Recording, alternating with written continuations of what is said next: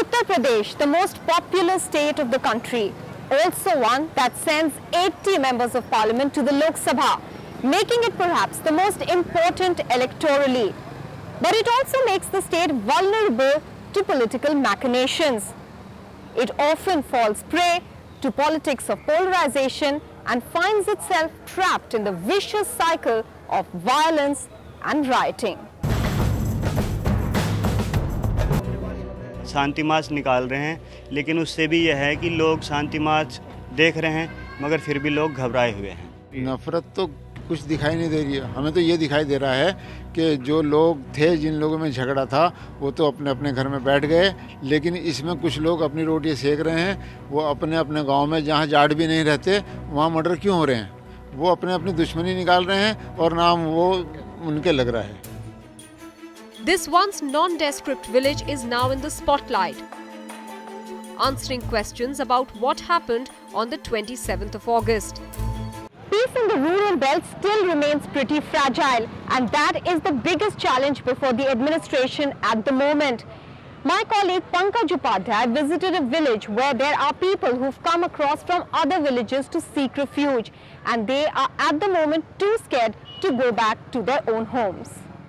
क्या क्या किया गया था वहाँ पर? शायद घर का आपने सब खो दिया जी। कुछ भी नहीं लेने पाए जी। खो में भाग के मैंने जी आदमी मार दिए, बालक भी पता नहीं कहाँ है जी। भागे चली गई, नु भी नहीं देखा कहाँ से जान बचा के भाग गए जी। आपने अपने आप को कैसे बचाया? जान बचाई जी, भाग गई, खो में पड़ गए जी। अच्छा, वहाँ से भाग गई थी। इतने छोटे छोटे बच्चे हैं, शायद इन्हें तो आज इस वक्त पता भी नहीं है आखिर हुआ क्या है। For this woman who has fled from her village to Jwala, even recounting the horror of the communal riots is too much to take. हाल यहाँ पर बेहाल है, क्या कहा जाए समझ नहीं आता। Muzaffarnagar does not have a history of political violence, and that is why the latest riots have left the city shocked and rattled. But Uttar Pradesh is not new to the politics of hate, often played out to polarize votes. And Muzaffarnagar was just the latest chapter in that macabre play. हमलावर लोगों को यहाँ देशभक्तों को दे गाली, उन मक्कारों के लिए यहाँ दिल भर भी कोई स्थान नहीं। आज 31 तारीख को वो सभा होती है तो खुदा की कसम मुजफ्फरनगर में कोई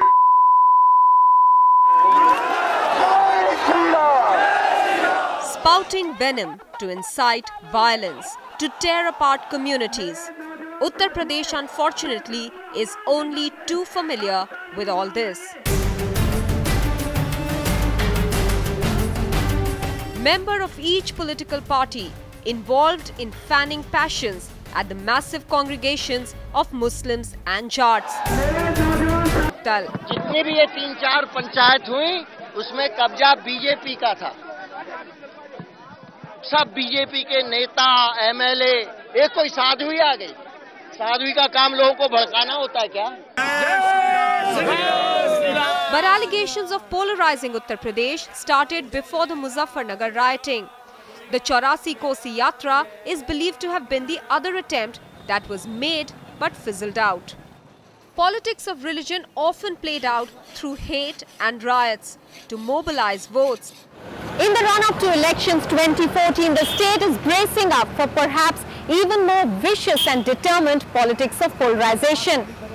And as the social fabric of the state gets tested time and again by politics, there is just one hope that the people of the state have, that the Ganga Jamni Tehzeeb of Uttar Pradesh never gets irrevocably damaged. From Muzaffarnagar, many thanks for watching this special show of ours.